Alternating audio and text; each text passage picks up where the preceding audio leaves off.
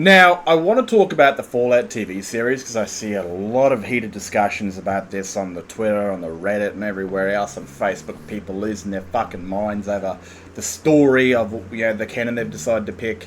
Like apparently the Pridwin was in season 1 and people losing their shit over that. The Brotherhood one or this and that in Fallout 4. And even with the new season 2 coming up, that people are still losing their brains over that Mr. House is alive. So obviously Bethesda's picked the Mr. House. That they've picked the Mr. House playthrough as the victorious thing. People, my God, you're not understanding the story of the TV series. And this is what I simply believe it is going to be. Because, in my brain, this is what works for all the fandom. Now, again, we all play our story. We are the agent of chaos. We are the writers of the games. Because we play the games. But we can't play the TV show, obviously. That's up to Bethesda. We got no interactions at all whatsoever with this show. The playable character of the show is Lily. And possibly the ghoul. Right? So, people losing their brains over certain choices picked by players' playthroughs. You have to understand, Bethesda in this story has removed the agent of chaos. Us. So what does that simply mean? Well, I believe this story is Bethesda's story. As in, wait for it, the player doesn't exist in any of the Fallout games. They died. From Fallout 3, the 19-year-old gets outside or he's shot and killed before he leaves the door. Or he gets outside and a raider kills him. Fallout 4, Kellogg decides... Kellogg? It sounds like a bloody Kellogg's Nutrigrain. He decides to shoot both the parents and takes the child just in case, the vengeful parent comes back. There's so many things in this that people don't understand. I believe what Bethesda is doing with the Fallout TV series isn't picking a path. They've decided to play a story where the player does not exist. So, the events of Fallout 3 happened on their own, without the player's intervention. Fallout 4, same thing. Nate, Nora, they died. Fallout New Vegas, the courier was shot in the head and stayed dead.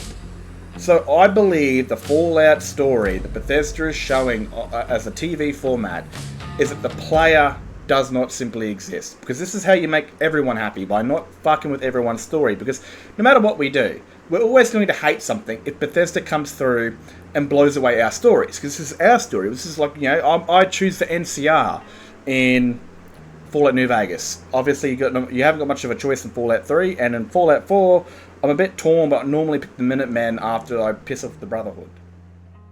So as we can see with Season 2, we're going back to Fallout New Vegas, and obviously Mr. House is still kicking.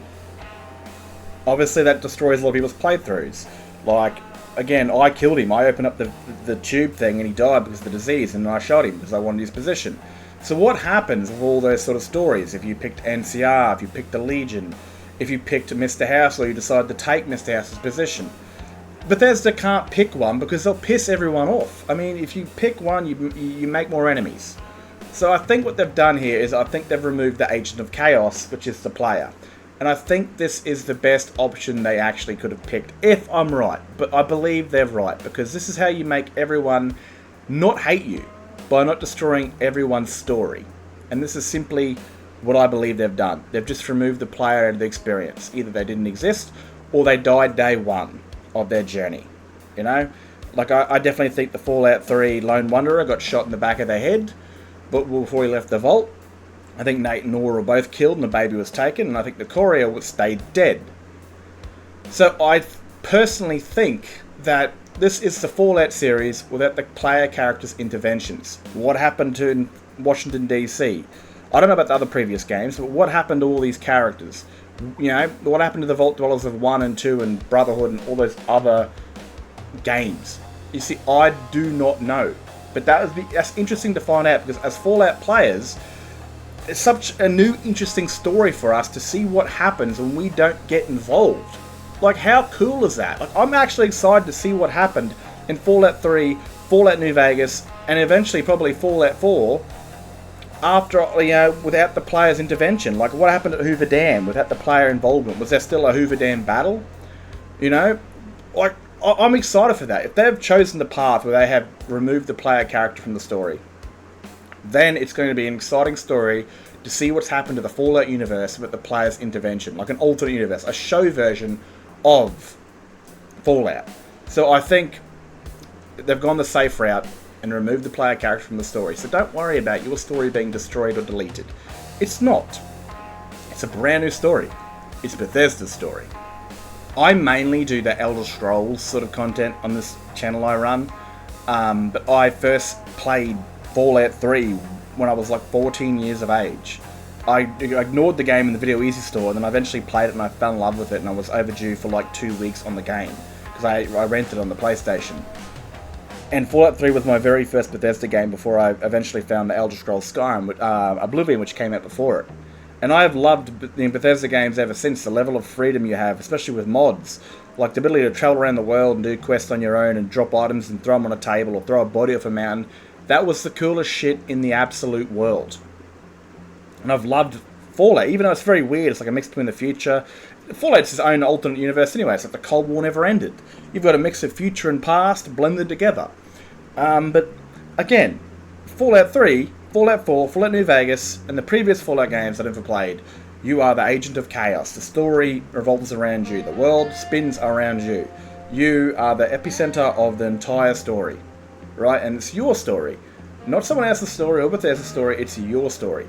But for Bethesda to do a TV show on Fallout, they need to have their own story. And the best way they have their own story is by removing us out of the story. So that way, they can tell a brand new story of things that have happened in games that we've played, but we weren't involved with. So like the alternate universe of what happens if Iron Man died as a kid? What would the cinematic Marvel universe happen if Iron Man wasn't there when Thanos arrived? It's that sort of thing that we all get to see. Events and factions played out differently. Maybe in Fallout 3, this one right here, the Brotherhood got slaughtered by the Enclave, and they have a HQ in Washington, D.C. because Lion's friggin' guys wearing T-45 armor was nowhere near powerful enough to fight with the Advanced Power Armor Mark II or the Exo 2. You know, things will play out very differently, and I would love to see that, because it's brand new to all of us that have played these games, that we no longer exist, so the story shapes itself in a very different light. And I really hope Bethesda has done that, because that way they don't piss everybody off who has different playthroughs, and they get to tell a brand new story of the stories we've already seen, in the places we've already seen. So that will definitely be exciting. My phone does that every single bloody time. But anyway, I believe they've decided to remove us from the story and tell their own. Let me know what you guys think of the story, if you think that's a smart idea, because hopefully they've done that, where, you know, Lucy is their playable character, and the playable characters that we played don't exist. Other than that, I think I've said everything I needed to say. Hope you guys have enjoyed this little information dump, and if you think it's smart, pass it around. Might actually stop people from losing their absolute shit all the time.